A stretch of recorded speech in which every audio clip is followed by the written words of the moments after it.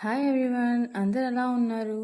ఆఫీసులకి వెళ్ళొచ్చి చాలా టైర్డ్గా అనిపిస్తుందా? ఏది వంట చేయాలనిపించట్లేదా? సో ఇలా చిటికలో రసం చేసేయండి నేను చూపించిన పద్ధతిలో. ఆయిల్ వేసి ఆవాలు జీలకర్ర వేసేసి ఆ తర్వాత అందులోకి పచ్చిమిర్చి మరియు ఆనియన్స్ యాడ్ చేసేసి కరివేపాకు కూడా యాడ్ చేసేసేయండి. మంచిగా కలిపేసుకోండి. అలా కలుపుకున్న తర్వాత ఒక నిమ్మకాయ సైజ్ అంత చింతపండుని పక్కన వేడి నీళ్ళలో నానబెట్టుకుంటే ఒక్క నిమిషంలోనే మనకి చింతపండు అనేది ఫుల్గా నానిపోతుంది. ఆ తర్వాత మనం ఆ చింతపండుని మెత్తగా ఇలా పిసుక్కుంటూ మంచిగా వాటర్ అంతా సపరేట్ చేసేయాలి. ప్యూరీ మాత్రం ఇందులోకి వేసేసేయాలి. సో అలా వేసేసుకున్న తర్వాత ఇందులోకి మనం పసుపు, ఉప్పు మరియు బెల్లం కూడా యాడ్ చేసేసుకోవాలి. మేము బెల్లం బాగా వాడతాం గైస్ రసంలోకి.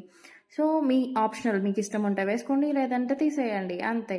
సో అలా వేసేసుకొని మంచిగా మరగనివ్వండి. బాగా బాయిల్ అవ్వాలి రసం అనేది, అప్పుడే టేస్ట్ అనేది బయటికి వస్తుంది. లాస్ట్లో దించే ముందరగా కొత్తిమీర వేసేసుకుంటే ఆ రసానికి టేస్టే వేరు.